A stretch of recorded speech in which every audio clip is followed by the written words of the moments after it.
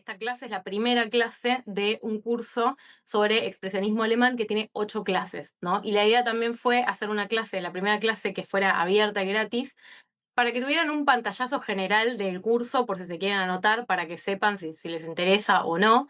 Y también para que, si les interesa, quizás les interesa un poco, pero no tanto como para ponerse a profundizar y hacer todo un curso, que también sirva como individualmente, ¿no? Como un panorama general, para tener también una idea de lo que fueron como, lo que fue el contexto, ¿no? Lo que fue el contexto, cómo surge, eh, ciertos problemas también a la hora de analizar, analizar la corriente.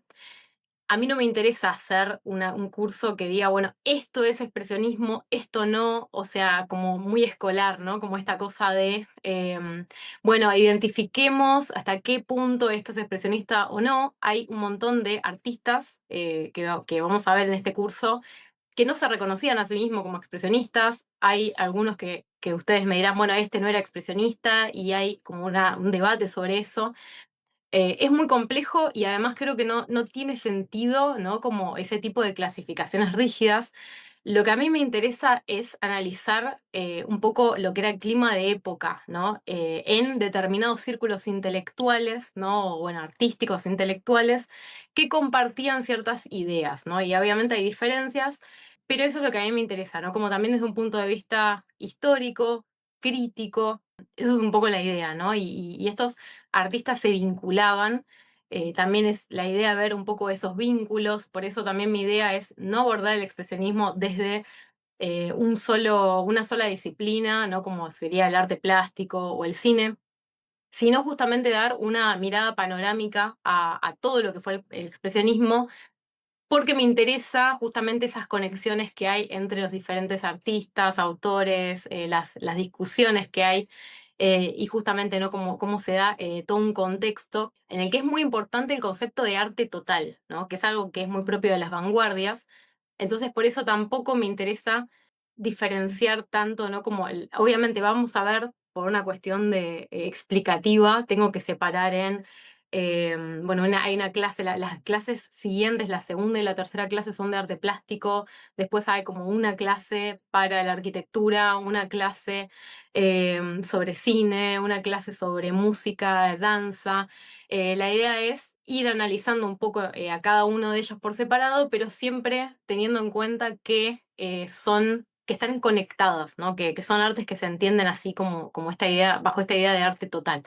Y cómo dialogan también con otros, bueno, con otros actores, ¿no? Del periodo. Un disclaimer importante es que no me voy a meter mucho en lo que es, o sea, por eso le puse expresionismo alemán, porque también parte, ¿no? Bueno, que también podríamos considerarlo alemán por una cuestión lingüística, lo que es el expresionismo en Austria. Voy a Sí, mencionar, en concreto, hoy voy a mencionar dos expresionistas que son austríacos, pero bueno, fundamentalmente por la importancia que tuvieron en Alemania. No me voy a meter mucho en lo que es Austria, porque es tan diferente el contexto y hay un montón de cosas, ¿no? Como que creo que merecen como todo un tratamiento de contextual diferente, ¿no? Y además mi idea es en algún momento, no sé si este año o el año que viene, hacer también un curso que sea específico, ¿no? Como sobre toda esa parte del fin de ciclo de Austria. Solamente, bueno, hay casos en los que sí, es ineludible, como por ejemplo, bueno, en casos en los que bueno, voy a hablar de Kokoschka, hoy les voy a contar, y también Kokoschka tuvo toda una trayectoria dentro de Alemania. Por ejemplo, bueno, el caso de Kafka, ¿no? Que era parte del Imperio Austrohúngaro. No puedo hablar de literatura expresionista sin hablar de Kafka. Y en el caso de la música también, el concepto de la música dentro del expresionismo es esencialmente la escuela de Viena, así que en esos casos, ¿no? Donde es imposible eludir Austria, voy a hablar de autores austríacos o artistas, pero me voy a concentrar en lo que es el expresionismo alemán por este motivo que ahí ya es como que ahí es un contexto bastante diferente.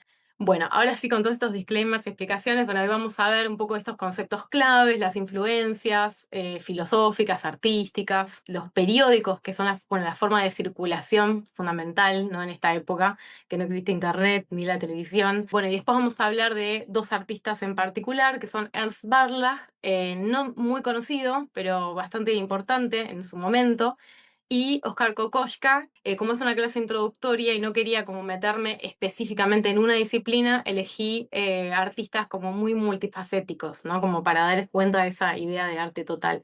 Primero, bueno, voy a decir un par de cosas sobre las vanguardias. Estamos hablando normalmente de las de vanguardias del principio del siglo XX en Europa. En el contexto, esto es muy importante, el contexto de la Segunda Revolución Industrial. Estamos hablando de un momento en el que se empiezan a disputar nuevas formas de entender la realidad y de reproducirla. Es una época en la que surge la teoría de la relatividad, surge también las teorías del inconsciente de Freud, además de que surgen como en un periodo muy cercano y muy también en este ámbito, ¿no? Como germano, que tienen que ver también con distintas formas de encontrar una dimensión de la realidad que no es observable a simple vista, ¿no?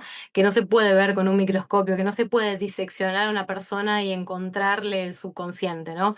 O bueno, la teoría de la relatividad también, ¿no? Estas formas diferentes, ¿no? De realidades que existen, ¿no? Y que no son tan directamente concebibles. Y esto es parte, ¿no? De toda una revolución de cómo entender la realidad que desafían los modos que había anteriores. Lo que cambia en 100 años el mundo, ¿no? En el siglo XIX, fundamentalmente es alucinante, ¿no? Como aparece el tren, ¿no? El telégrafo, bueno, todas estas teorías también, ¿no? Que les mencionaba, la fotografía, que en esta época se va a popularizar, ya existía, ¿no? En este contexto que estamos hablando ahora de principio del siglo XX, pero se empieza como a masificar. La prensa, que también ya existía de antes, pero se masifica muchísimo. En el caso de Alemania hay la historia, bueno, quienes hayan hecho mi curso sobre Berlín ya sabrán esto, les hablo bastante, y también el curso de las guerras mundiales en la literatura, que en Alemania hay ciertas condiciones que hacen que haya mucha más, como un mayor escepticismo respecto de esos cambios, como que no es todo tan positivo en el contexto de una Alemania que muy rápidamente se convierte en la principal potencia industrial de Europa. Perdón, no, la principal en realidad todavía es Inglaterra, pero bueno, después está Alemania. eh, y bueno, y todo se desarrolla además como muy rápido, ¿no? En el caso de Alemania. Todo esto hace también que muchos artistas intelectuales se preocupen por ciertas consecuencias de esta revolución industrial, que tienen que ver sobre todo con la idea de la alienación del individuo, esta idea de que uno se pierde, ¿no? en una masa despersonalizada, que los individuos están como cada vez más desconectados del resto, que están cada vez más, que sí, que son cada vez más individualistas, que tienen cada vez más problemas de neurosis, ¿no? Por ejemplo, que son personas más como parcializadas, ¿no? Como esta idea de el hombre que aspira a ser lo más completo posible se va perdiendo, ¿no? Es como cada vez todo más específico, ¿no? Tanto en lo que es la división del trabajo como en las ciencias en general, ¿no? Entonces, bueno, esta reacción ante esta nueva realidad va a generar, bueno, una serie de movimientos intelectuales y artísticos, entre ellos, bueno, las vanguardias, que quieren romper con esta modernidad alienante y con lo que es el arte tradicional, que es lo que, bueno, académico, ¿no? Y burgués, ¿no? Como que hay una fuerte reacción ante los modos de vida y los valores burgueses. Bueno, las vanguardias son parte de esto, ¿no? Como decía, y proponen además una idea de reconciliar el arte y la vida, que esto implica básicamente incluir el arte en nuestra cotidianeidad, ¿no? Que el arte y nuestra vida cotidiana, laboral, de ocio, no esté en una esfera separada de lo que es el arte, ¿no? Que el arte con su capacidad transformadora, en la que se creía muy firmemente, forme parte de todas nuestras esferas de la vida. También plantean una discusión sobre qué es el arte. Eso, bueno, por ejemplo, en el caso del dadaísmo es particularmente importante. En algunos casos es más radical. Bueno, en el caso del dadaísmo es una cosa muy ya de ir en contra de la institución arte. En otros casos es, bueno, ampliarla. Y bueno, vamos a tener también el futurismo italiano, por ejemplo, una de las primeras vanguardias que va a proclamar la idea de que hay que quemar los museos, ¿no? Como, bueno, todo esto que vimos, que estuvimos aprendiendo, que es un lastre, y hay que romper con todo eso para empezar de nuevo. Es muy importante esta idea de tabula rasa, ¿no? De empezar de nuevo. Y es importante también esto de que es bastante transversal respecto de las ideologías políticas, ¿no? Va a haber vanguardias progresistas, va a haber vanguardia, bueno, el futurismo italiano es fascista, abiertamente fascista, va a haber también, bueno, anarquistas, comunistas, apolíticos, ¿no? No políticos, apartidarios, ¿no? Siempre va a plantearse mucho esta cuestión de la política, pero bueno, a veces de forma no partidaria.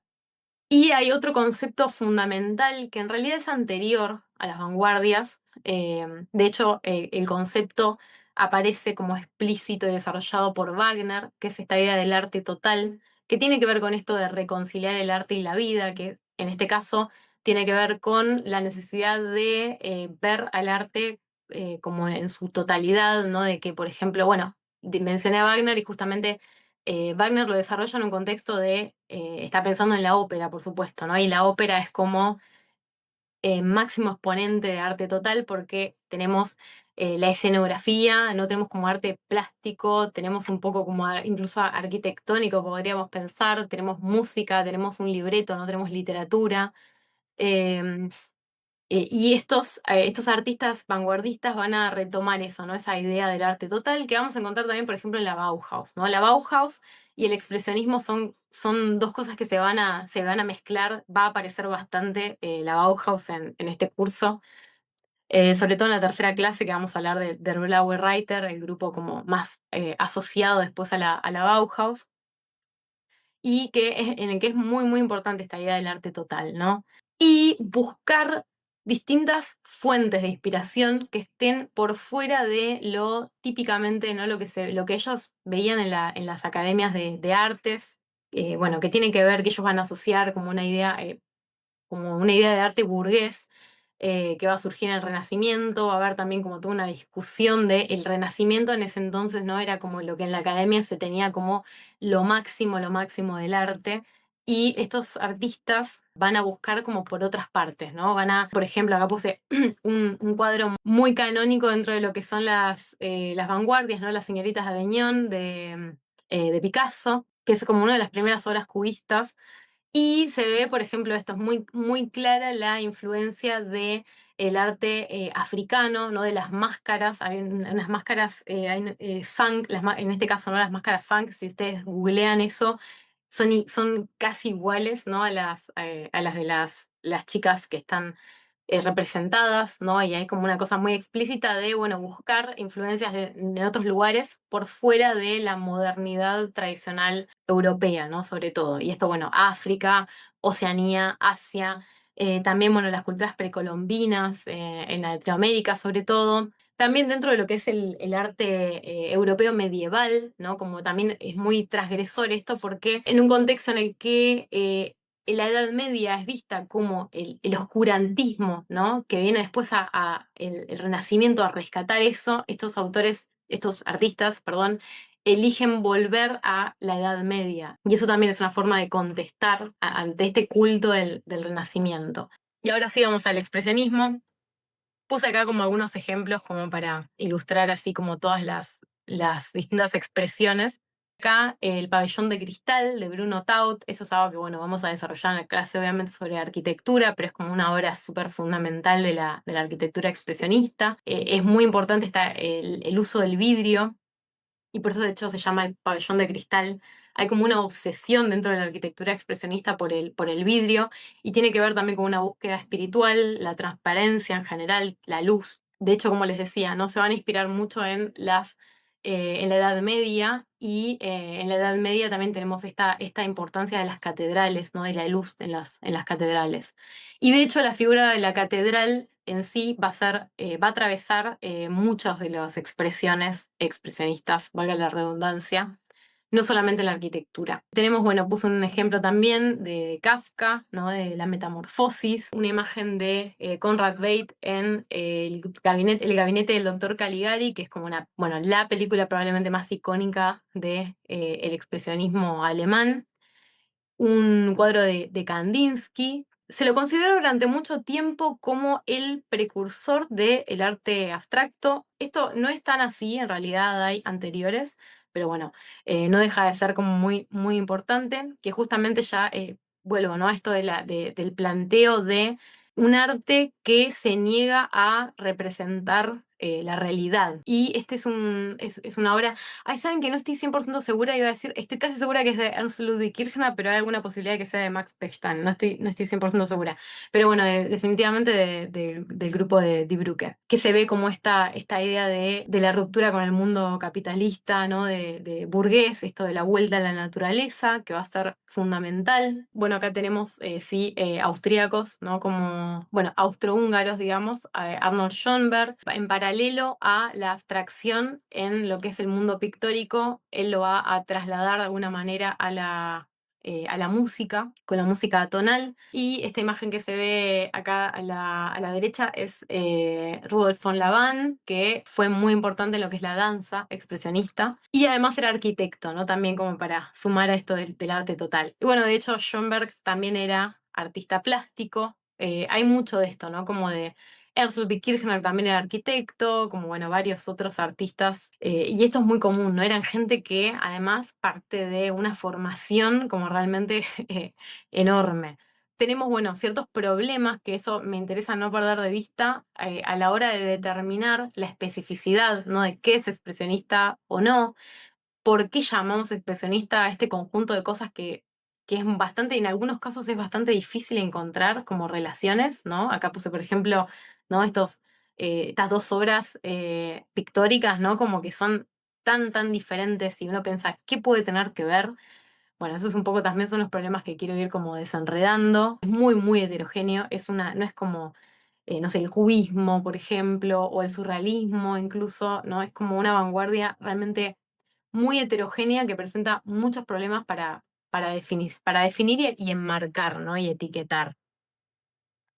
Algunas de las características, ¿no? Como que podríamos decir generales, probablemente en la que más se ha puesto énfasis en la historia del arte, ¿no? Es esto de la distorsión de la realidad para expresar una expresión subjetiva. Tenemos, bueno, la crítica de la modernidad, eso también, no solamente también se puede hablar de crítica de la modernidad en muchas otras vanguardias, sino incluso también dentro de lo que eran, bueno, gran parte del campo intelectual. Algo que sí por ahí es como bastante característico del expresionismo y que lo va a distinguir de otras vanguardias, es la idea como de universalismo, muchas veces vinculada al humanismo, aunque también es bastante ambiguo. Ahora eso lo vamos a ir desarrollando hoy. Y bueno, y esto de la búsqueda por fuera de la cultura burguesa occidental, que también podríamos decir de el cubismo o del dadaísmo.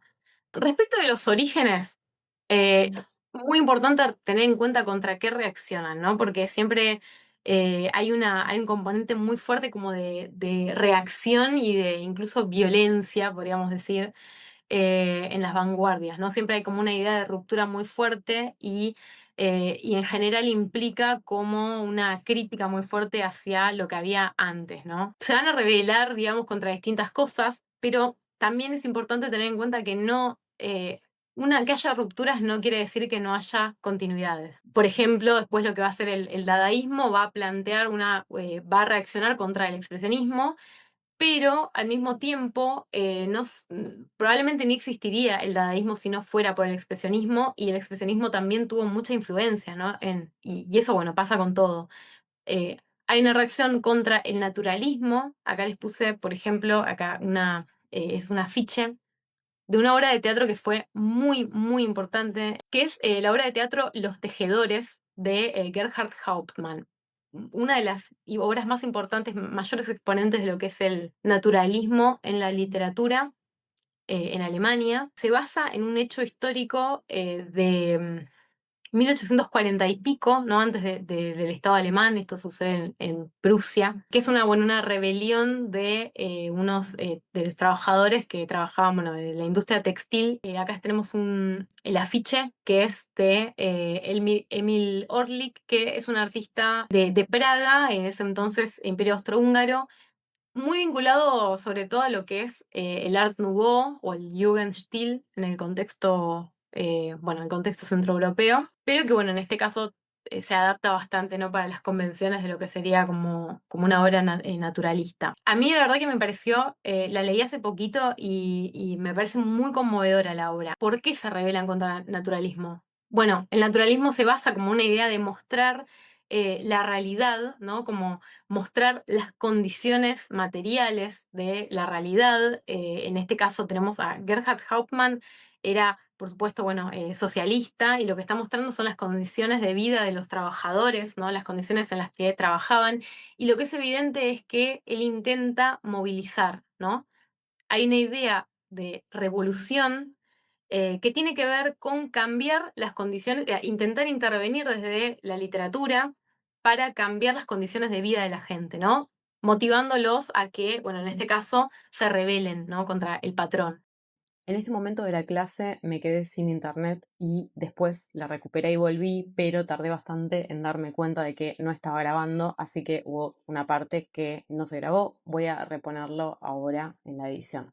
Lo que me interesa resaltar de esta relación entre el expresionismo y el naturalismo es que si bien ambos intentan modificar la realidad a partir del arte, ¿no? Ambos parten de una idea del arte como con un gran potencial transformador, el naturalismo intenta transformar mediante cambios en las condiciones materiales, mientras que para el expresionismo, que es profundamente antimaterialista, esos cambios que van a pretender van a ser como de índole espiritual. También, bueno, se reaccionan contra el Jugendstil, que es, entre paréntesis, ¿no? El Art Nouveau o, bueno, modernismo, porque lo consideran un arte burgués y superficial. También hay simbolismo, impresionismo, ¿no? Como distintas corrientes contra las que surge el expresionismo.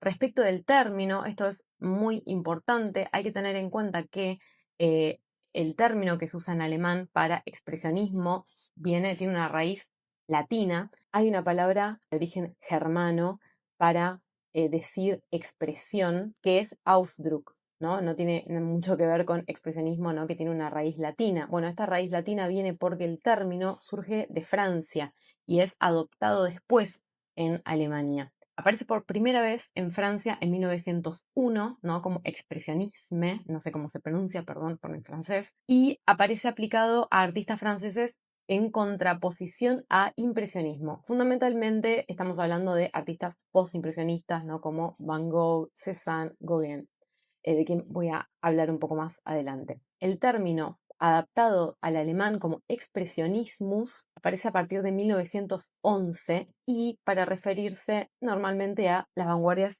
en general, no todas las vanguardias. En 1914 aparece un libro llamado El expresionismo y se refiere en concreto a las vanguardias alemanas, ¿no? Esto es importante porque aparece en el origen del término esto de caracterizar algo que es esencialmente alemán. Recién hacia el fin de la Primera Guerra Mundial empieza a aparecer el término ya más cercano a lo que nosotros llamamos expresionismo hoy en día. Pero es importante eso, ¿no? Tener en cuenta que hay todo un desarrollo también de lo que se considera expresionista o no a lo largo del tiempo, qué es lo que implica esa palabra a lo largo del tiempo, es algo que va cambiando, no es algo estático. Un concepto fundamental para comprender el expresionismo, y esto es algo que no solamente atañe al expresionismo, pero es muy importante para el expresionismo, es el concepto de comunidad, que surge también como una reacción ante la modernidad capitalista, ¿no?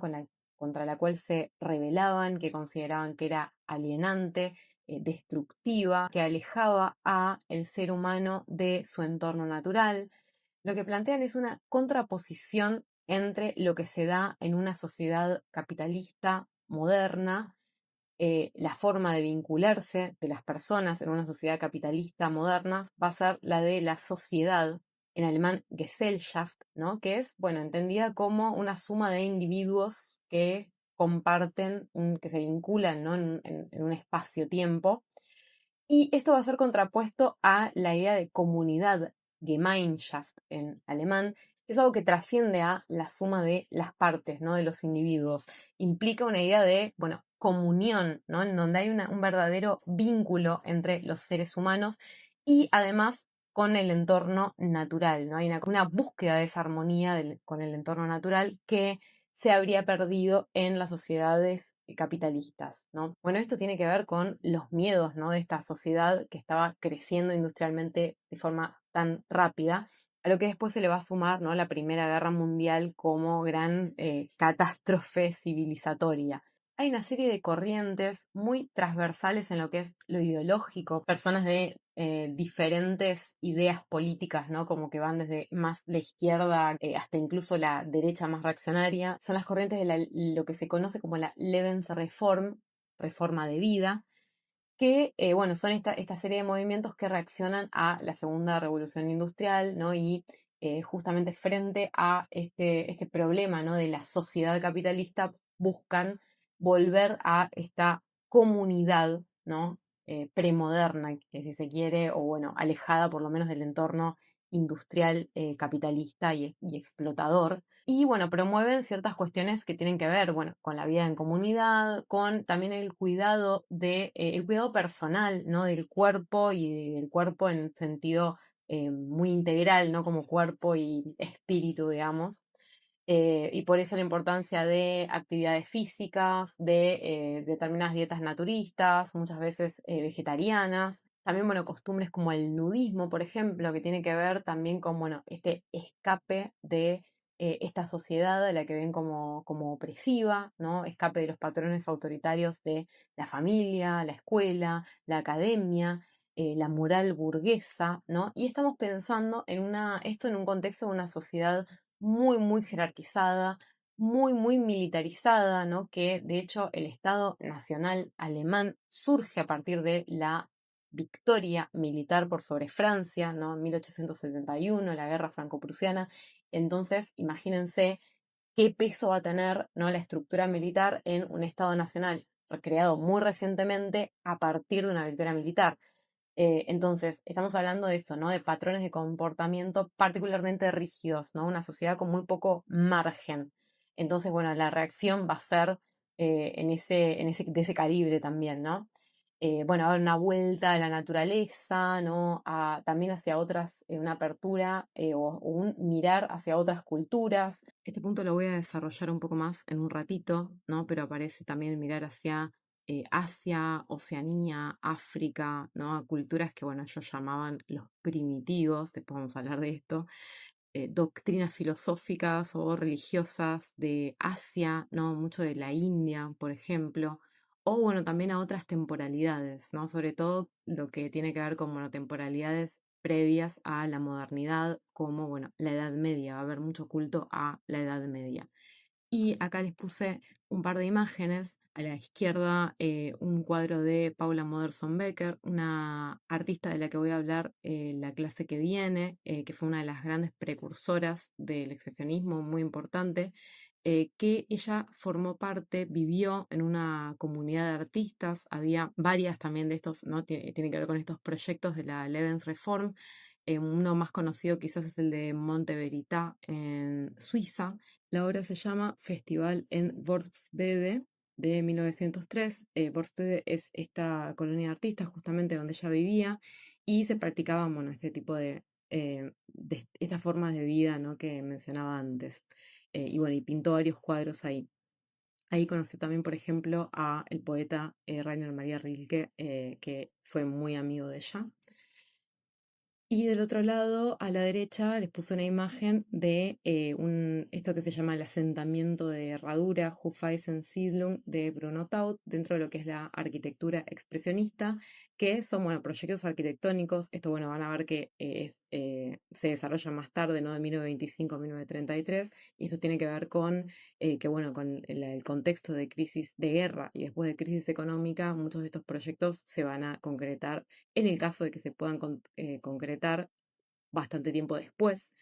Pero esta es la idea, ¿no? De este tipo de lo que serían las ciudades jardín, que es algo que surge en Inglaterra y que ellos traen a Alemania y que aparece plasmado en la arquitectura esta inclusión de la naturaleza y esta relación de la naturaleza con la vida humana, la armonía entre ciudad y naturaleza en este caso. Bueno, la cuestión de la espiritualidad, esto ya lo vengo mencionando, ¿no? Es como muy importante una concepción muy dualista, ¿no? Alemana, que viene ya desde antes de Alemania como Estado nacional, esta idea, ¿no? Eh, de lo terrenal frente a lo espiritual, lo elevado, y frente a esta concepción súper dualista, el expresionismo siempre va a optar por lo espiritual en contra de lo material, ¿no? Por eso están tan peleados con el naturalismo, ¿no? Entre otras cosas. Dentro de lo que es la espiritualidad, esto, bueno, está reflejado en todas las artes. Vuelvo, ¿no? A mencionar esto del rechazo de la alienación de la vida moderna. Frente a eso, el escape es espiritual, ya sea desde estas ideas como más orientales, bueno, la Lebensreform, y también dentro de la iglesia hay una discusión. De hecho, una parte importante de la arquitectura expresionista tiene que ver con las iglesias, mayormente protestantes, porque bueno, Alemania es un país que es mayormente protestante. Es un momento en el que comienza a entenderse la arquitectura de una forma mucho más como masiva, ¿no? Como espacios en donde entre más cantidad de gente, ¿no? Que más gente participe. Y dentro de la iglesia se plantea, ¿no? Dentro de los sectores más progresistas, ¿no? Normalmente de la iglesia se plantea esto, ¿no? De, bueno, recuperar espacios, ¿no? Es muy importante también en relación a esta idea de comunidad, la idea de recuperar espacios circulares, esto de lo circular como forma de comunicación y de circulación. Entonces va a haber espacios muy amplios, circulares, con mucho vidrio, muy iluminados. Por un lado, bueno, dentro de la iglesia, de las iglesias, está esta idea de renovación, ¿no? De volver a lo espiritual. Y por otra parte, por gente que rechaza a las iglesias, no por una cuestión como antirreligiosa, ¿no? De rechazo hacia la religión en sí, sino más bien hacia la institucionalización de la iglesia, ¿no? De que la iglesia se ha vuelto menos espiritual, ¿no? Y más, bueno, institucional, más burocrática. Entonces, bueno, algunos buscan en otras fuentes, aparecen como nuevas como pseudo religiones o religiones, bueno, doctrinas. Es un gran momento de auge del esoterismo. El esoterismo tiene una influencia muy importante en el expresionismo. Hay fundamentalmente dos grandes corrientes o doctrinas, que es, bueno, el Mazdasnan y la teosofía. El Mazdasnan, bueno, ambas tienen como mucha influencia y son como un poco de menjunje de religiones y doctrinas de Asia, ¿no? Bueno, mucho de la India sobre todo.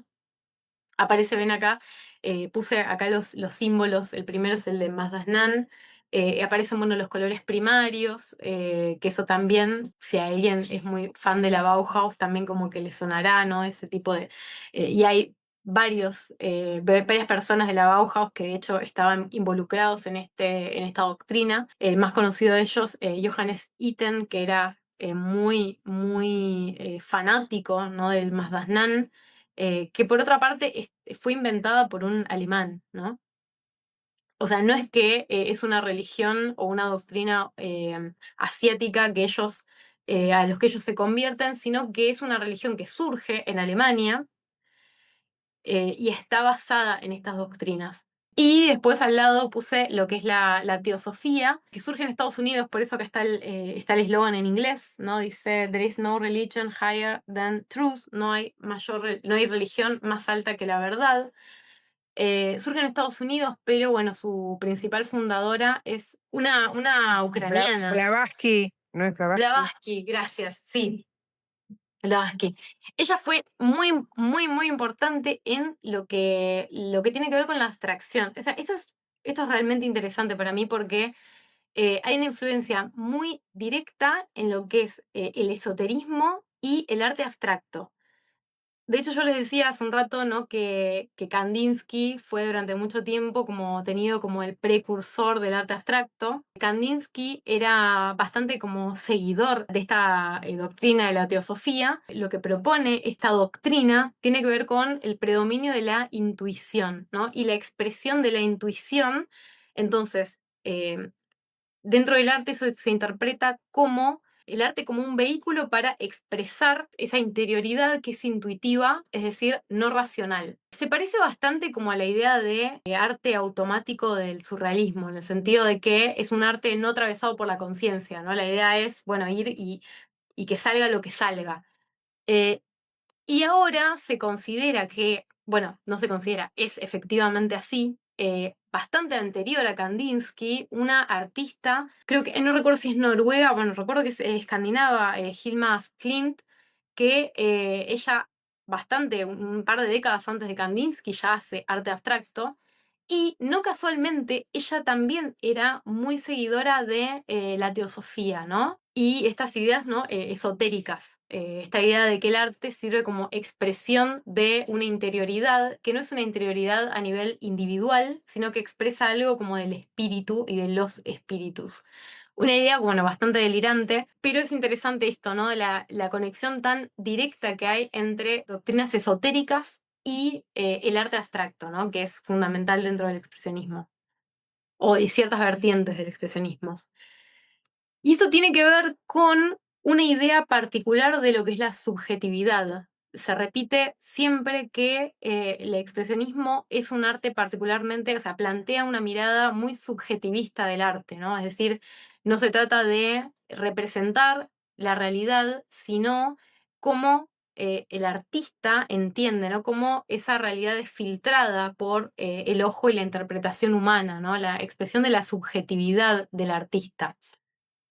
Eso se podría también decir un poco del romanticismo, ¿no? Que ya mencionaba antes que hay una influencia bastante importante del romanticismo en el expresionismo, pero hay una diferencia fundamental que es que mientras esta expresión de la subjetividad en el romanticismo es individual, la idea es expresar la cosmovisión, el sentimiento del artista. En este caso es como, en el caso del expresionismo, es una subjetividad mucho más amplia, mucho más universal, ¿no? Menos individualista.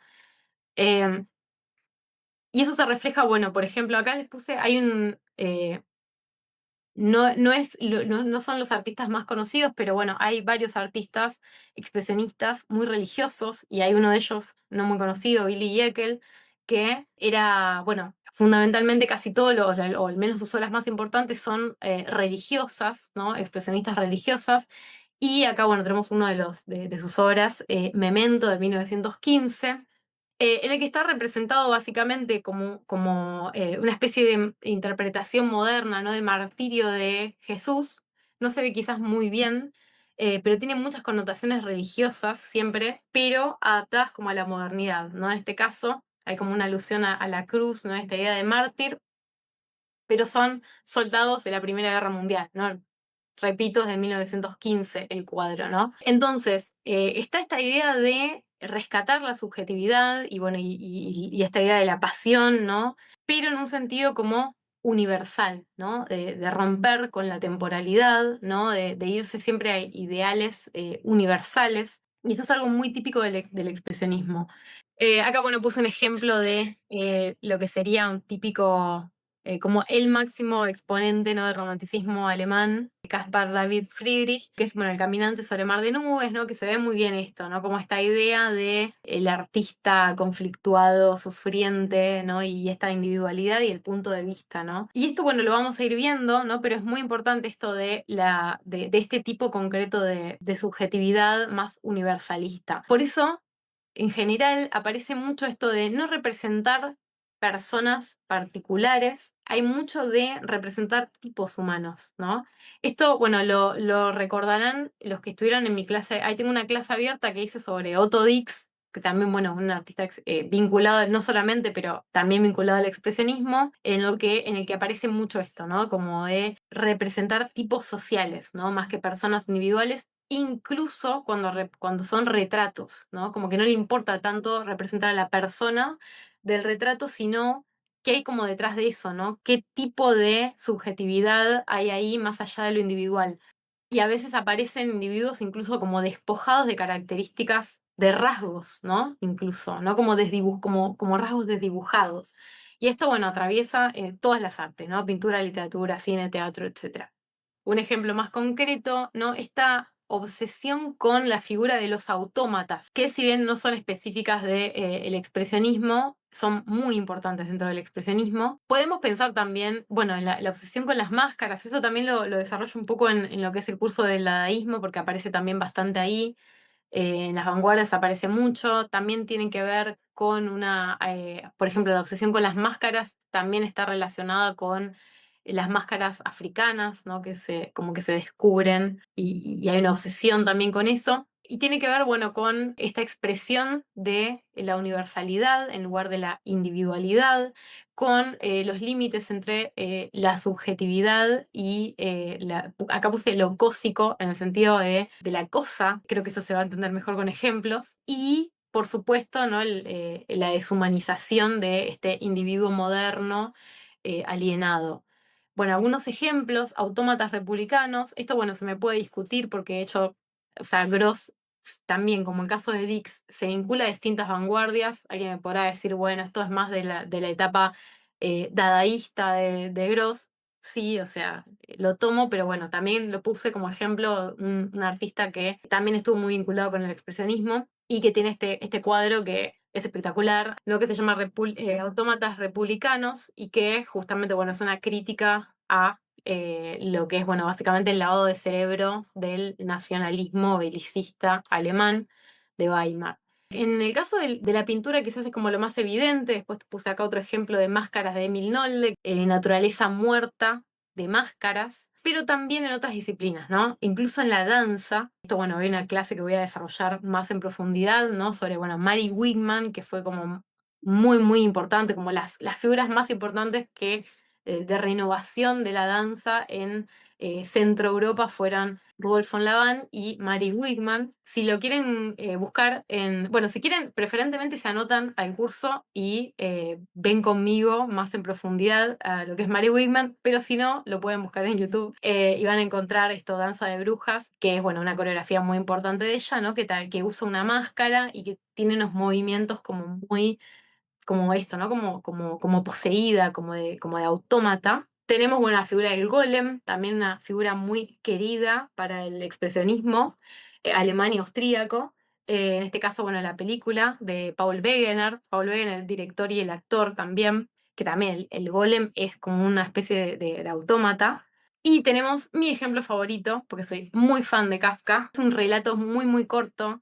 Si no lo conocen, les sugiero que lo lean porque a mí me parece increíble, que también muestra, o sea, pone en jaque lo que es la idea de representación tradicional, porque lo que hace es describir algo un poco parecido también a lo que sería en el caso de la metamorfosis, ¿no? Pero creo que es incluso mejor, porque ya ni siquiera se entiende si está hablando de algo que es orgánico o no, ya no estamos hablando de, bueno, no se sabe si es una persona o un insecto, sino que ni siquiera hay un parámetro respecto de si es orgánico o es algo fabricado, es un aparato, como un ser que no se puede, como que no se deja representar, que es Odradek, ¿no? Que está en este relato que se llama Preocupaciones de un padre de familia, que es de 1919.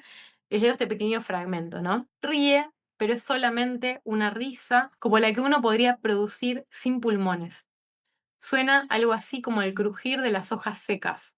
Muchas veces permanece largo rato mudo como la madera que parece ser. Inútilmente me pregunto, ¿qué pasará con él? ¿Es que acaso puede morir? Todo lo que muere ha tenido antes una especie de objetivo, alguna ocupación, y eso lo ha ido desgastando. Pero este no es el caso de Odradek. ¿Es que no rodaría alguna vez escalera abajo ante los pies de mis hijos y de los hijos de mis hijos arrastrando sus hilos? Aparece como una figura como un poco ominosa, ¿no? Y habla del miedo el miedo de saber que esa cosa va a seguir después de él, ¿no? Cuando él haya desaparecido. Y es increíble porque es 1919, ¿no? Y está planteando básicamente este problema de lo subjetivo y la cosa, ¿no? De esta hibridación que se va dando entre la persona y el objeto, ¿no? Y lo tecnológico. Es una preocupación fundamental dentro de lo que es el expresionismo. Pues bueno, respecto, bueno, a influencia ya les mencioné algunas cosas, pero para ir un poco más a algunas cosas concretas, tenemos el Art and Craft, que esto también puede parecer un poco contradictorio porque un poco el Art and Craft marca también el origen del Art Nouveau y al mismo tiempo el expresionismo se revela contra el Art Nouveau, pero bueno, es justamente esto lo que es creo más interesante, que no es tan claro, sino que hay como rupturas y al mismo tiempo continuidades. La crítica que le hace el expresionismo, digamos, es que lo considera un arte superficial, un arte burgués, todo bueno, del culto a la belleza, pero al mismo tiempo se inspira en los orígenes, ¿no? Que es un movimiento que surge justamente como reacción ante la industrialización, en este caso, en el caso de Inglaterra, ¿no? Y es un movimiento impulsado por William Morris, ¿no? Se va a buscar en la artesanía, en esto de que el individuo tome conciencia de lo que está haciendo, ¿no? De este trabajo que es manual y que es intelectual a la vez. Bien, el postimpresionismo, ya lo mencioné antes, vamos a hablar de tres grandes artistas, Van Gogh, de Cézanne y de Gauguin. Poco tiempo antes de que surja el expresionismo, va a haber una exposición de Van Gogh en Alemania. Pensemos que ahora uno, si quiere buscar algo de Van Gogh, lo puede ver en internet, o incluso aunque sea como en una revista o, no sé, en un documental, lo que sea. En ese momento, la única forma era había libros y cosas y reproducciones, pero era mucho más limitado. La forma principalmente era efectivamente ver en persona el cuadro, ¿no? Así que es muy importante porque muchos artistas alemanes conocen a Van Gogh recién, bueno, los que podían viajar, viajan, pero los que no podían viajar, la primera vez que se cruzan, que ven en persona a un cuadro, que ven en general, ¿no? Un cuadro de Van Gogh es en persona. Entonces, es muy importante este suceso, ¿no? De que se expone a Van Gogh en Alemania en 1901, si no me equivoco. Y también en esa época se publican las cartas de Van Gogh a Theo, ¿no? Su hermano Theo. Genera un gran impacto. Algunas, bueno, cuestiones, ¿no? Respecto de que toma el expresionismo dentro del postimpresionismo. Esta idea de distorsionar la realidad a fines de proyectar la subjetividad. También esta relación con la naturaleza, ¿no? Como de búsqueda de la armonía del ser humano con la naturaleza, la cercanía con los sujetos representados, incluso con animales. Esto de la sinestesia también va a ser importante, ¿no? La sinestesia está como interferencia entre los distintos sentidos. Escuchar un cuadro o ver un sonido que aparece en Van Gogh también es algo que tiene un peso en el expresionismo. Pues algunos ejemplos, ¿no? de cuadros. Esto de la otredad también, de representaciones de lo que de esas culturas que esta gente llamaba primitivas. Acá les puse un fragmento de una de las cartas de Van Gogh a su hermano Theo. Dice, en vez de intentar representar exactamente lo que tengo frente a mis ojos, yo uso el color de forma más arbitraria para poder expresarme a mí mismo poderosamente. Me gustaría pintar un retrato de un amigo artista que sueña grandes sueños, que trabaja como el ruiseñor canta, porque está en su naturaleza. Quiero poner en esta imagen mi aprecio, el amor que siento por él. Primero voy a pintarlo lo más fielmente posible, pero la pintura no termina así. Para terminarla, tengo que convertirme en un colorista arbitrario. Exagero el rubio de su cabello, obtengo tonos naranjas, amarillos intensos, limón pálido detrás de la cabeza, en vez de pintar la banal pared de un departamento ordinario, pinto la infinidad. Hago un fondo simple del más rico, del más intenso azul que pueda componer, y a través de esta simple combinación de un iluminado color rubio en un rico fondo azul, obtengo un efecto tan misterioso como el de una estrella brillando en el profundo cielo azul. este fragmento es como tan espectacular, ¿no? Porque condensa un montón de todo lo que dije, ¿no? Esto de la empatía, ¿no? Esto de expresarse a partir de la distorsión. Y de hecho, un poco todo lo que dice podría ser tranquilamente algo que diría un expresionista, ¿no? Se aplica muy, muy bien al expresionismo. Y bueno, la otra figura importantísima, ¿no? Va a ser Edvard Munch. Incluso si ustedes googlean expresionismo, lo primero que les aparece es Munch. Aunque no se puede hablar como estrictamente de un artista expresionista porque, bueno, como verán, son anteriores sus obras. O sea, El Grito, que es como la obra, además como más decimonónica, es de 1893. El expresionismo surge más o menos de 1905, 1906, pero es muy importante la influencia que tiene mucho en los expresionistas, ¿no? En esto de, bueno, la angustia, ¿no? La importancia de, el sentimiento, también la crítica hacia la sociedad burguesa, eso se ve bastante, por ejemplo, acá en la Danza de la Vida, ¿no? Esta cosa, ¿no? De personas melancólicas que son como autómatas. Y bueno, y también esto del borramiento de los rasgos individuales, ¿no? Que les mencionaba hace un ratito. Y también hay otra cosa respecto, bueno, de la misoginia. Vas a ver, no estoy diciendo que todos los expresionistas eran misógenos, pero hay como una cierta tendencia de representación de la mujer como una especie de vampiro emocional, ¿no? Que aparece mucho también en Munch, ¿no? Y se toma mucho, ¿no? Este problema de necesitar, o sea, necesitar a la figura de la mujer, estamos hablando de artistas en su 95% hombres, la mujer como eso con lo que uno quisiera formar parte, pero no se puede, ¿no?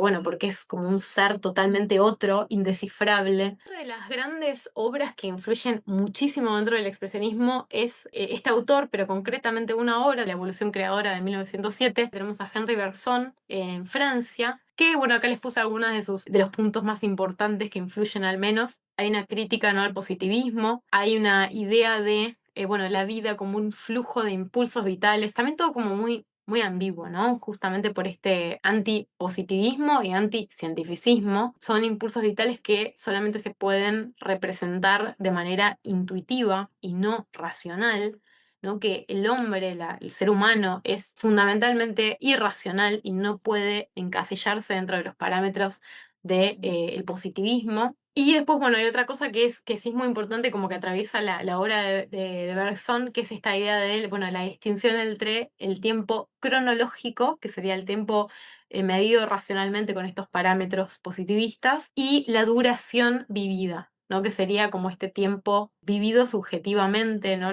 Cómo nosotros percibimos subjetivamente este tiempo. Y esto no se puede medir, ¿no? Con un reloj. Dentro de la pintura, esto se refleja como en esta, es, por ejemplo, bueno, una de las grandes influencias de Kandinsky es, de hecho, este libro. Aparece esto de la espiritualidad, la espontaneidad, el flujo de colores, ¿no? Como esto, como flujo de impulsos vitales. Y bueno, la armonía del hombre y la naturaleza, que esto, bueno, igual no es que lo toma de acá, sino que es algo que está por ahí, ¿no? En el aire, en el contexto. En la música, esto va a ser, bueno, la salida de la estructura tonal, ¿no? Y la música como expresión de estados anímicos. Y en la literatura es el quiebre de la linealidad temporal, por ejemplo, ¿no? Y esto para captar el tiempo subjetivo. Y bueno, una mayor libertad de las formas, ¿no? Más siguiendo a la intuición que a la razón. Dentro de la danza, la idea de baile como expresión anímica que surge del interior del sujeto, ¿no? Y el cuerpo en sí es una manifestación del impulso vital. Después, bueno, tenemos, esto ya lo mencioné antes, ¿no? El romanticismo, esto de también, y eso es muy importante, el romanticismo rompe con un concepto muy importante del arte occidental moderno, que es la idea de que el arte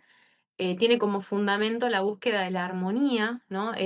La armonía como equilibrio. Y en este caso, el romanticismo propone lo contrario, ¿no? El arte como una expresión de la desmesura y, bueno, la expresión de lo subjetivo también. Como decía antes, si bien el expresionismo entiende lo subjetivo de otra forma. Bueno, esto que puse entre comillas, ¿no? Pero quiero hablar de esta palabra porque también es algo que me interesa ver de forma crítica, esto de que ellos llamaban arte primitivo, que es, bueno, el arte no burgués, el arte que ellos consideran auténtico, más conectado con la espiritual, de tribus africanas, de Oceanía, de Asia, que no tiene una función como el arte por el arte, ¿no? Sino que tiene una función como de conectar con una divinidad, por ejemplo. Subyace a esto una idea de el buen salvaje, ¿no? Esta idea de que estas culturas son incivilizadas y por eso no están intoxicadas, ¿no? Por todos los vicios de la civilización occidental. Y acá, bueno, una cita de Kandinsky que dice, como nosotros, aquellos artistas buscaron expresar en sus obras solo verdades internas, renunciando en consecuencia a toda consideración de las formas externas. Voy a hablar de esto en la tercera clase fundamentalmente, pero es importante que para Kandinsky, que es el que lidera uno de los, de los dos grandes grupos de expresionistas, ¿no? El de Blaue Reiter, que para él es una cuestión específicamente de contenido y las formas externas son simplemente un resultado como secundario. Hay mucha influencia también de la literatura rusa, fundamentalmente Dostoyevsky, también, bueno, Tolstoy, hay mucha, bueno, crítica a la modernidad, mucho de meterse en la mente humana, de reflejar, ¿no? Como monólogo interno, y un concepto que en alemán es Weltschmerz, que es dolor del mundo, literalmente, que, bueno, esta literatura rusa, ¿no? Como súper, súper pesada, ¿no? De que todo es un horror y que todo es la existencia es un bajón. Bueno, eso les gusta mucho a los expresionistas. Otra figura importante es August Strindberg, que curiosamente hace poco yo no sabía que también pintaba, pero como pintor también se lo puede ver como precursor del expresionismo, de hecho, pero se vincula mucho más con el impresionismo, que es más de su época. Que también tiene una cosa, ¿no? De correrse de lo que es esta representación típicamente realista y que el drama no tenga tanto que ver con la trama en sí, sino con lo que le pasa por la cabeza a los individuos, ¿no? Y eso va a ser una figura también muy, muy importante, Strindberg. Y una cosa que a mí me interesa mucho hablar, todos esos artistas veían, ¿no? Como esto de el arte de los primitivos, ¿no? Como algo increíble, como una influencia espectacular, como todos estaban muy impresionados y todos leían mucho sobre ellos y coleccionaban objetos y viajaban y iban y, ay, qué hermosa gente, qué increíble esto, qué increíble lo otro. La posibilidad que tenían esos artistas de acercarse a estas culturas y a sus artes eran gracias a que estaban siendo absolutamente oprimidos y esclavizados por justamente, ¿no? Las grandes potencias, entre ellas Alemania, y yo no veo una crítica a eso. Y sobre todo me llama la atención que estos artistas, cuando uno lee, no sé, los diarios de estos artistas en África, sobre todo en África, en el norte de África fundamentalmente, iban mucho, eran, por ejemplo, Túnez, que era dominio francés, ¿no? Y ellos iban, bueno, con todas las comodidades de un europeo, ¿no? Porque se quedaban en hoteles europeos y iban con guías que hablaban, ¿no? Como que los podían traducir y todo. Y ellos, como que no hay una crítica, ¿eh? No hay y con esto no quiero criticar en sí, no estoy diciendo que eran cómplices de los genocidios ni nada por el estilo, sino lo que me interesa también como para pensar en algo que nos pueda servir para pensarnos a nosotros en nuestra actualidad, es hasta qué punto tenían naturalizadas estas personas, que estoy segura de que no tenían ninguna mala intención ni le deseaban ningún mal a estas personas, y aún así para ellos era tan natural esa opresión que directamente ni siquiera la veían como algo malo, era como el orden natural de la vida. Y eso me parece interesante, ¿no? Como todo esto fue posible porque estas artes, ¿no? Que ellos veían como algo increíble y genial y todo eso, eh, era alcanzable gracias a un contexto colonial, ¿no? Europeo. Estamos pensando en una Alemania imperial, no en el caso de Alemania, ¿no? Porque es el caso de que estamos hablando en concreto, pero esto también se podría hablar del caso de Francia, ¿no? Por ejemplo, o no, Inglaterra. El acceso que estos artistas tenían era, bueno, en primer lugar los museos, ¿no? Cuando podían estar, cuando no podían viajar, los museos etnológicos sobre todo, las exhibiciones, como por ejemplo, acá les puse, ¿no? Una afiche de exhibición de samoanos. Los samoanos en concreto eran considerados como exóticos y los más bellos, ¿no? Entonces, bueno, eran particularmente exhibidos. El afiche de exhibición de samoanos en el zoológico de Frankfurt. Y estas personas, por ejemplo, Kandinsky con su novia, con Gabriele Munter, su amante, iban y sacaban fotos y contaban, ay, sí, qué lindo, y nadie o sea, era súper natural para ellos, o sea, no se planteaban nada. A mí lo que me interesaba plantear es esto, ¿no? Cómo estos museos, exhibiciones, las colecciones privadas compraban también, ¿no? Escribían sobre ellos, los pintaban, ¿no? Los representaban. Me interesa también pensar en esto, ¿no? Cómo de alguna manera, más allá de hablar de qué lindo que es el expresionismo, que sí, a mí me encanta, pensar en eso también, ¿no? Como problematizar esto. Estas formas de representar, de comprar sus objetos, también hay mucho de turismo sexual, son una forma, ¿no? De detentar poder, ¿no? Como dice Edward Said, ¿no? En su libro, su famoso libro Orientalismo. Son formas de narrar a este otro y de dominarlo. Y bueno, me parece, no quería dejar pasar esto, me parece fundamental. También dentro de Europa podemos hablar de este orientalismo, que también tiene que ver con la mentalidad colonialista, en ese caso, bueno, un poco Europa del Este, o lo que era, bueno, los Balcanes, ¿no? Lo que en ese entonces todavía era parte del Imperio Otomano, parte.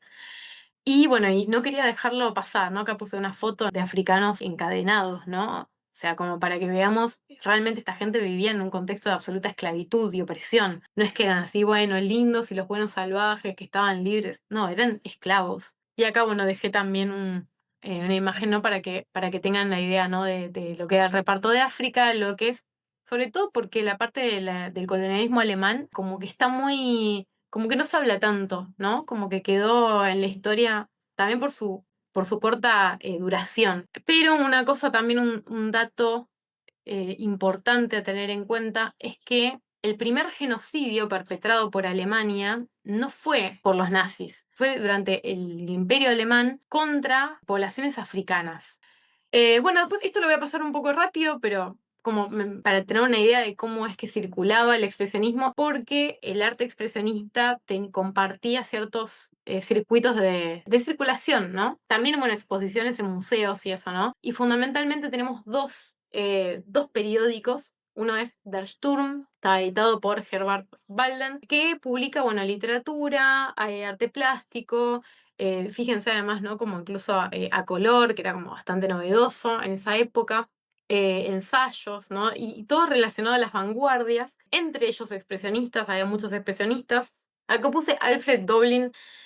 Esto también es un poco polémico. Las primeras obras de Doblin son expresionistas, pero después, por ejemplo, lo más famoso de Doblin, que es Berlín Alexanderplatz, no se puede considerar de ninguna manera una obra expresionista, es como ya pertenece a la nueva objetividad, que es de hecho como reacción al expresionismo, y nada, me parece importante aclararlo porque es bastante como, entre comillas, ¿no? Como el Doblin expresionista. Max Brod, el amigo de Kafka, Franz Marc, Kandinsky, Kokoschka, Macke, Munter, etc.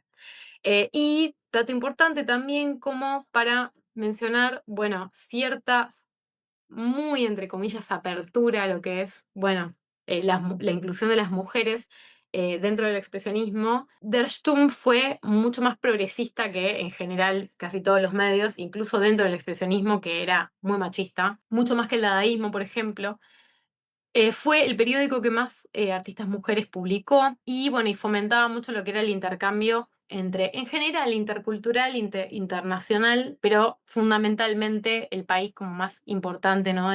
Respecto de las vanguardias en esa época, Francia, ¿no? Aunque también Italia o, bueno, después más adelante va a ser la Unión Soviética, pero en ese entonces, ¿no? Estamos pensando fundamentalmente en Francia. Y tenemos después, por otro lado, Die Acción, que sí era como, nace específicamente para difundir el expresionismo, ¿no? Y bueno, y era mucho, es un diario particularmente militante, que de hecho se volvió tan militante que cada vez se fue haciendo más énfasis en la parte política y dejó de publicar más arte y literatura y ya directamente después de la guerra se fue convirtiendo en un periódico de orientación comunista, ya prácticamente no artístico. Bueno, y quería un poco para cerrar ir a artistas concretos, como les decía, ¿no?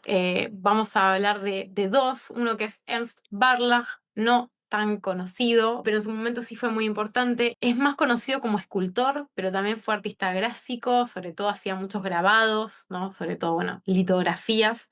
La litografía es como grabado en piedra, ¿no? Después hay silografía, bueno, cosas que vamos a desarrollar más como en las siguientes clases. Y escribió varias obras de teatro, además de, bueno, ilustrar obras, sus propias obras y obras de otros escritores como Goethe y Schiller. Es de Wedel, que es una pequeña ciudad cerca de Hamburgo, y bueno, estudió en la Escuela de Artes de Hamburgo, después en la Academia de Artes de Dresde, después, bueno, siguió estudiando, estudió en París, en la Academia de San Julián, más adelante también fue a Florencia, bueno, tuvo una formación bastante importante, bastante concreta. Todo era como bastante nacionalista, él se preocupaba por una idea como de arte propio alemán, no tan influido por el arte francés, ¿no? Como no quería que fuera como una especie de copia del arte francés. En 1906 él se va a hacer un viaje largo por Rusia. Rusia era como un lugar bastante, o sea, dentro de lo que es el imaginario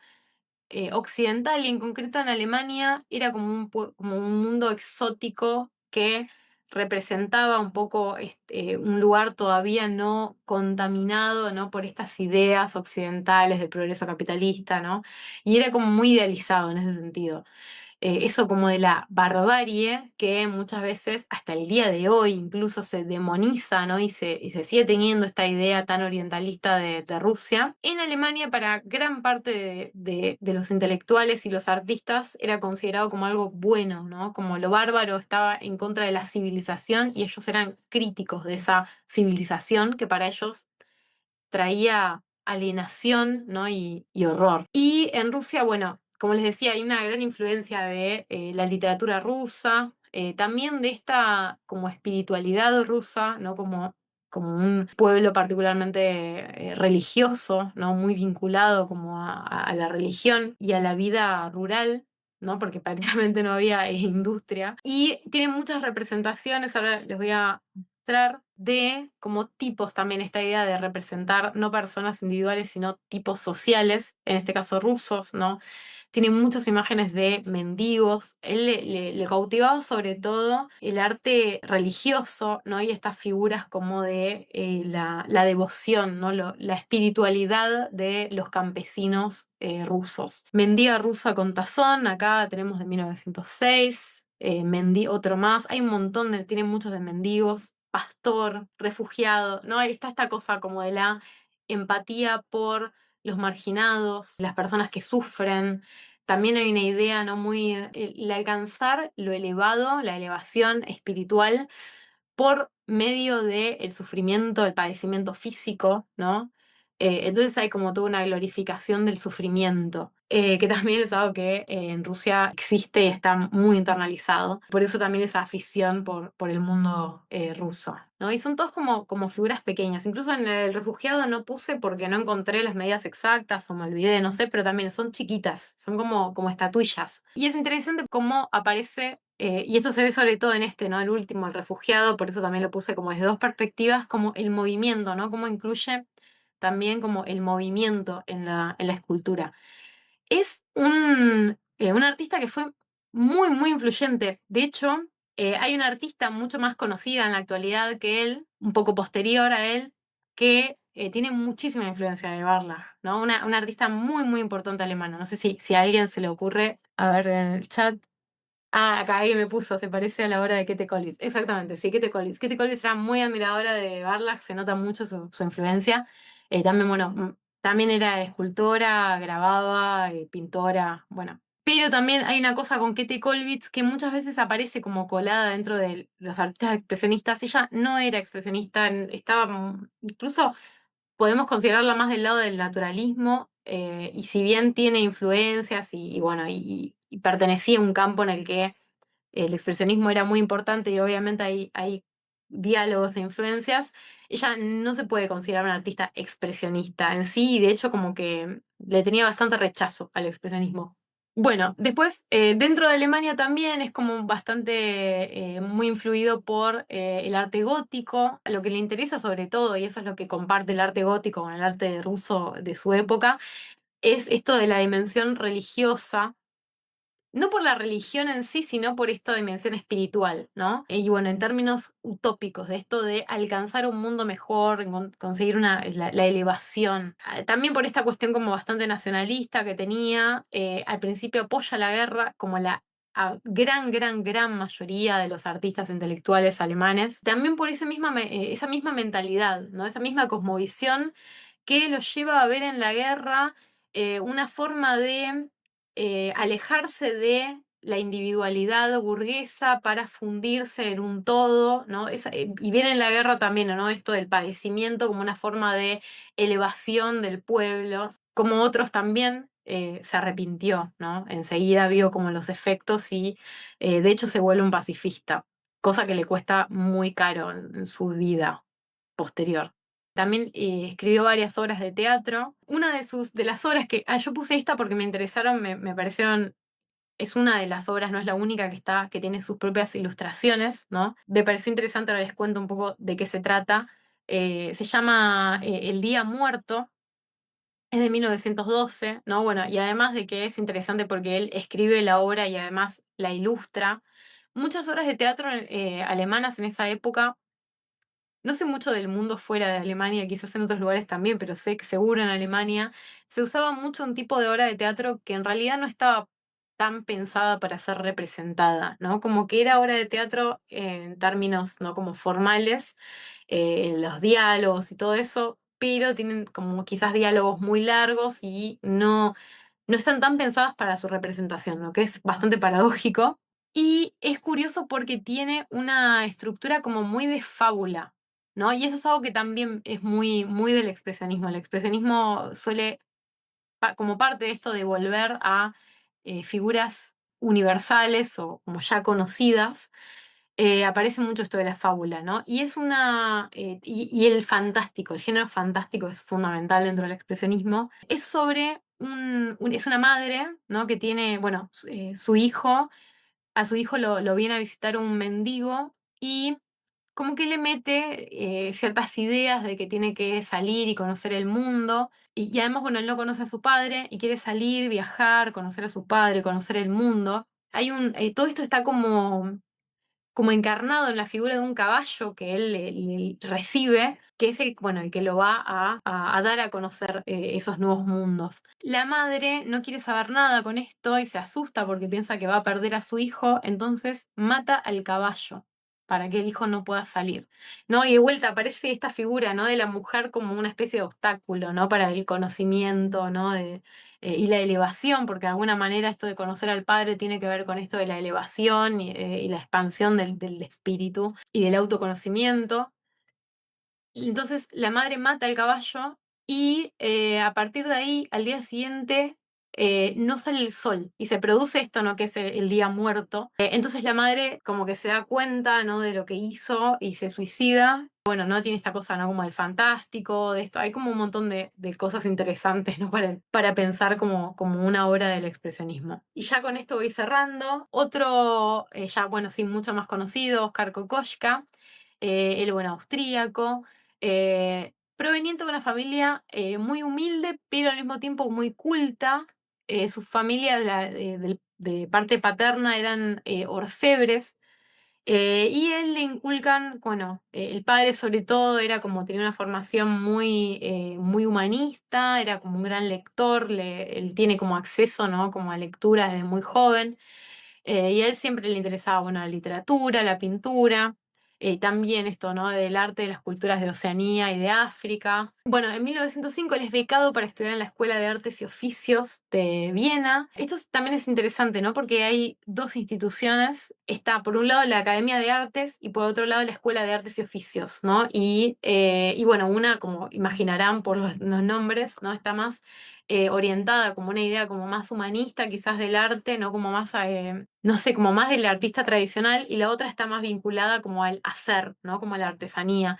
Y él elige, ¿no? Esto de la Escuela de Artes y Oficios, él tiene como esta idea también quizás una herencia, ¿no? De esto de la orfebrería, ¿no? Pero esta idea, ¿no? Del arte manual, que también podemos pensarlo en relación a lo que les decía, ¿no? Antes de la influencia del art and craft y esta idea, ¿no? De la importancia que tiene el trabajo manual en contraposición a la serialización, ¿no? De la industria. Esto es muy importante, él trabaja en la Wiener Werkstätte, que es como un taller vienés, que fue muy importante, vinculado fundamentalmente al Art Nouveau, como todo lo que van a ver si googlean o algo de la Wiener Werkstatt tiene que ver con el Art Nouveau. Y una figura muy importante, que de hecho fue su profesor, fue Gustav Klimt. Ah, no sé, acá puse, me copié y pegué, no sé qué hice, puse 2 veces lo mismo.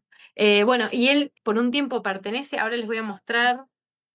Sí, ahora creo que a continuación tengo unas imágenes porque es hermoso como esta primera etapa de él, que está sobre todo influido por el Art Nouveau. Esto también es importante, es una diferencia importante entre lo que es el expresionismo vienés y el alemán. Hay como una crítica más fuerte, como más violenta con el Art Nouveau en Alemania, mientras que en Austria es como más esa continuidad, ¿no? Sobre todo por la influencia de Klimt. Bueno, una cosa que era muy también que él se interesaba mucho por los estados psicológicos, psiquiátricos, ¿no? Sobre todo lo que tiene que ver con la decadencia física y mental.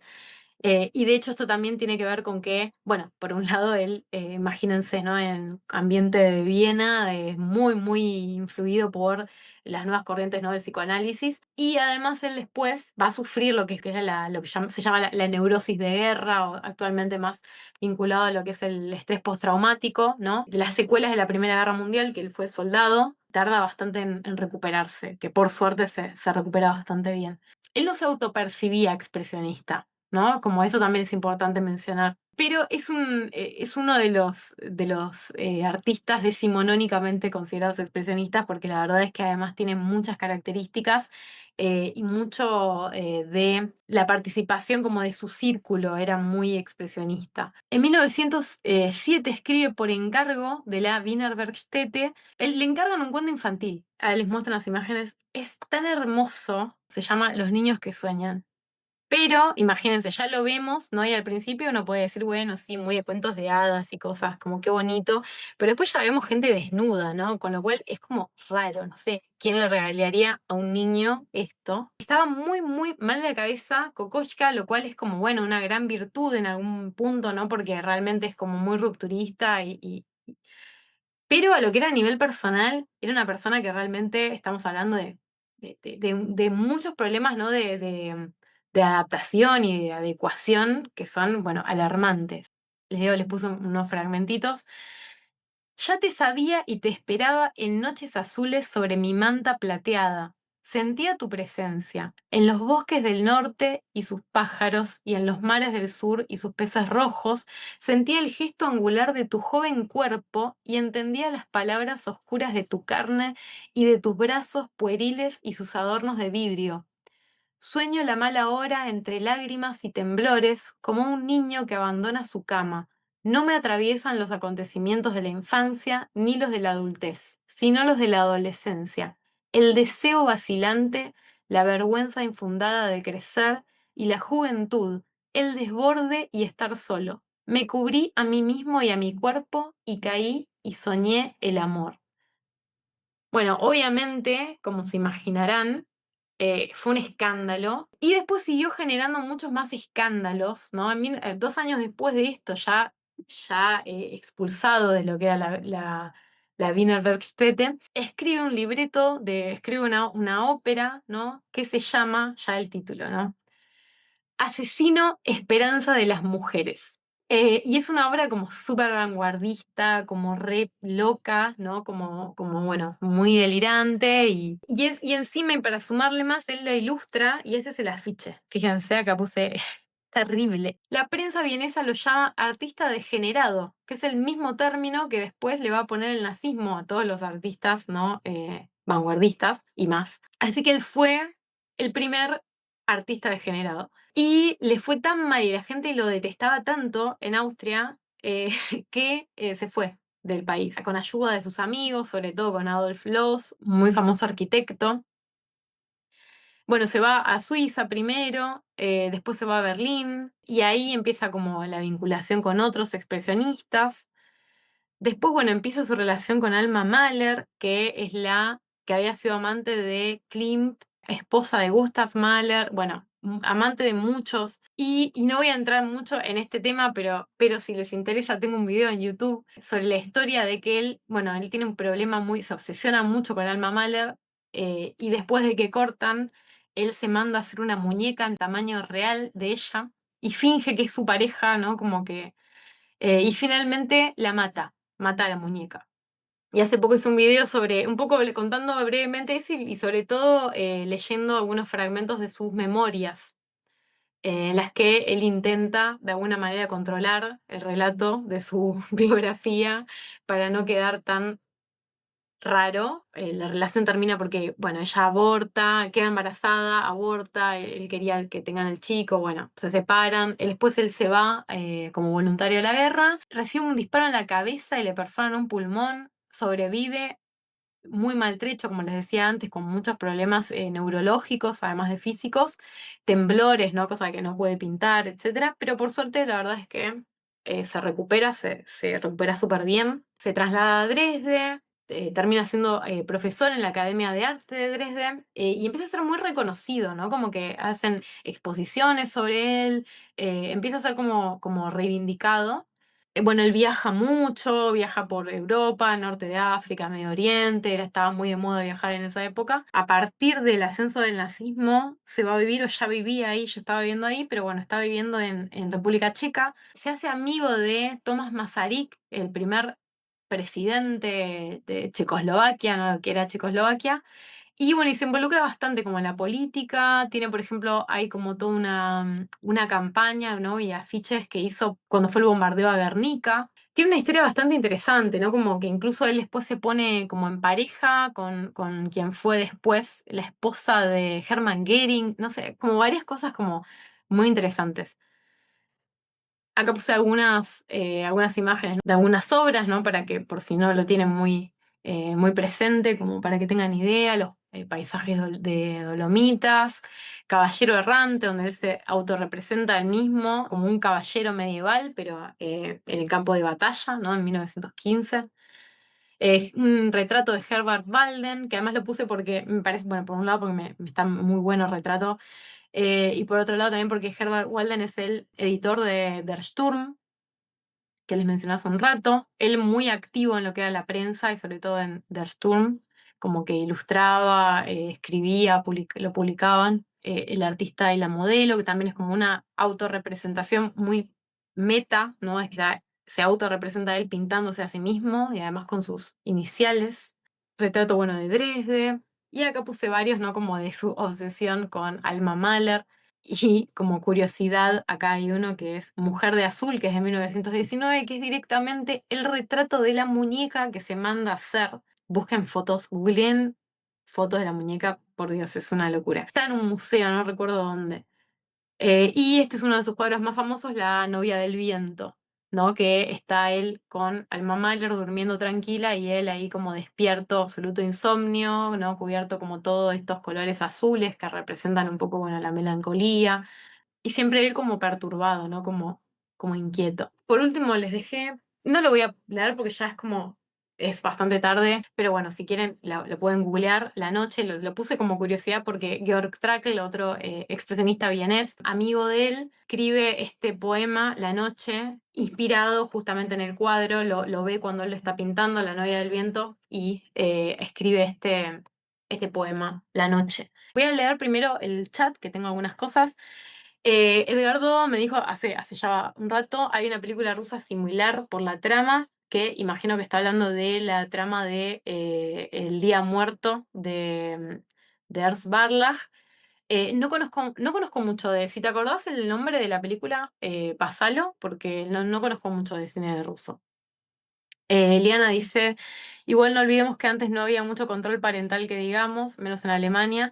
Sí, es cierto, no sé, porque en realidad, o sea, dentro de lo que es la clase, así las clases burguesas, había un control bastante estricto de lo que leían los hijos, ¿no? Como que de hecho había una idea muy o sea, sí es cierto que no le prestaba mucha atención a los hijos desde ya, Pero respecto de las lecturas, había una idea muy fuerte de el impacto que tenían las lecturas en la formación de las personas. Entonces, por ejemplo, estaba muy, muy pautado las edades, ¿no? A qué edad podía empezar a leer tal cosa, no sé, como, qué sé yo, filosofía o lo que sea. Eh, Estamos hablando, obviamente, ¿no? De una clase media que era a la que le iba a llegar este cuento, ¿no? Dice, recuerdo que la película animada Felidae, que es alemana, salió en el 94, 95 y era para todo público. Spoiler, hoy no lo es.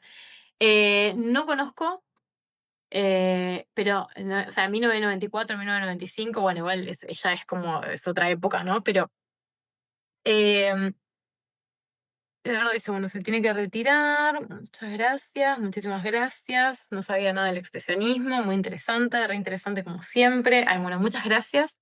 ¿Tiene alguna pregunta o alguien pueden también activar el micrófono si quieren hablar? ¿Me escuchas? ¿Me escuchan? Sí, sí. Sí, Es que me pareció muy interesante lo que decías del colonialismo, del concepto, no tanto del concepto, sino cómo los artistas no se cuestionaban esa, el colonialismo. Pero también está ligada a la antropología. Entonces, la antropología nace en esta época y pues es funcional al colonialismo. Entonces, no hay como esa visión para cuestionarla porque de hecho estaba surgiendo en ese momento como para mirarla desde afuera. La miraban además sesgados por toda su cultura y toda la apropiación que tenían pues entender que, entre comillas, dominaban, era una cultura dominante y que tenía que apropiarse de otras culturas. Entonces me pareció curioso, me pareció muy interesante y relacionarlo con la antropología, porque de allí fue que comenzaron pues, a hacer estos museos etnográficos y que hoy uno dice es absolutamente, yo lo rechazo, ¿no? Porque es esa apropiación y no reconocen culturalmente la riqueza de esos objetos realmente.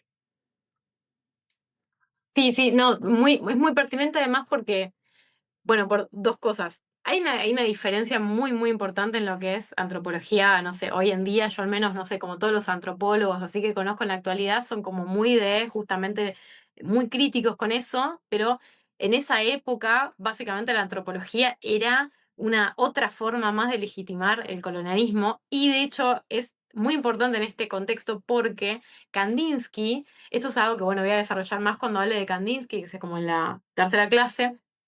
Kandinsky era también antropólogo, lo que era una formación de esa época, ¿no? No demasiado sistemática y, bueno, el imperio zarista.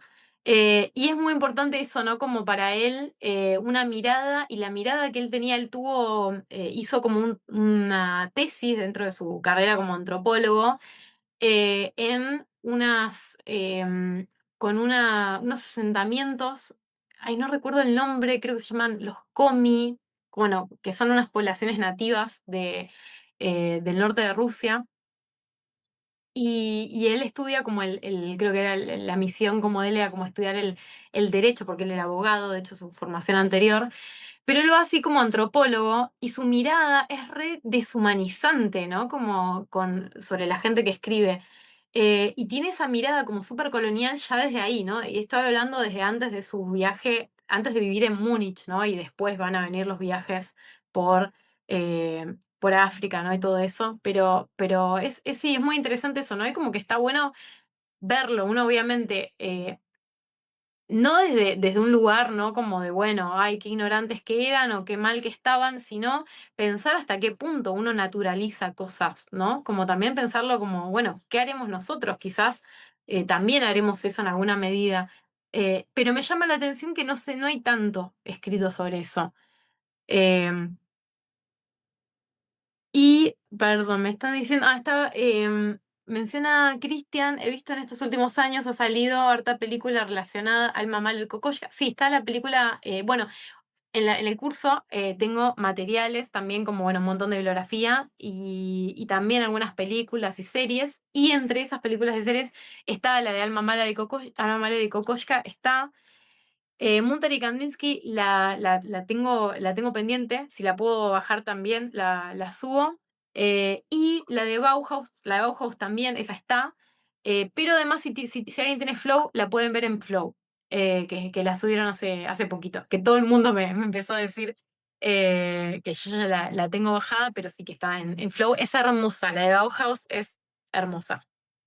Em, Dice Eliana, es más complejo que eso, hay que verlo con el criterio de esa época comparado con la visión general sobre el arte de la otredad no europea que no se consideraba arte. A pasar a utilizarlo como inspiración, básicamente, es un adelante. Además, ¿acaso creen que nosotros no pecamos de lo mismo? El día de mañana definitivamente se notarán más nuestros errores. Bueno, sí, dos cosas igual al respecto. Esto último sobre todo, eso es lo que a mí me interesa marcar. No lo quiero decir como desde un lugar de superioridad, de ay, ¿no? Como a ellos no se dan cuenta de nada. Justamente me interesa son gente con una gran formación, gente que de ninguna manera era tonta, o sea, gente que sabía mucho, gente que leía mucho, y aún así no se daban cuenta de estas cosas, ¿no? Como se les pasaban. Por eso digo que más que verlo como eh, como una crítica ya inútil, estéril hacia ellos, ¿no? Pensarlo como, bueno, cómo esto hasta qué punto no puede estar pasándonos a nosotros, y ver cómo esto pasa, ¿no? Cómo uno naturaliza las cosas de su época. Y por otra parte, eso también del criterio de la época, eso también, eso sí es algo que me interesa también cuestionar un poco porque hay mucho una justificación, sobre todo, de, bueno, en esa época nadie pensaba distinto, y eso también es falso, porque sí había, siempre hay. Mm. En su época sí, yo estoy hablando, estos artistas no hacen ninguna crítica, pero no estoy diciendo que no existieran esas críticas. Sí existían, hay críticas del colonialismo, obviamente mucho menos, pero también eso, no tampoco disculparlos, no tampoco decir, bueno, está todo bien porque todos pensaban igual en esa época, porque no, había voces disidentes en esa época. Eh, pero sí, no, ni hablar de que es un error verlo como totalmente desentendidos, ¿no? Como ellos eran unos ignorantes y nosotros la tenemos re clara, o sea, para nada. Nada, nada que ver.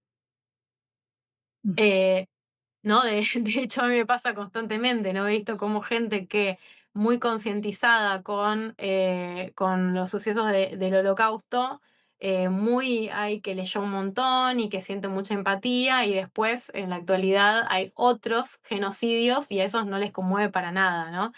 Así que eso también, siempre, siempre pensar como, bueno, ¿qué es lo que no estamos viendo nosotros? Que seguro que eh, todos podríamos hacernos más autocrítica.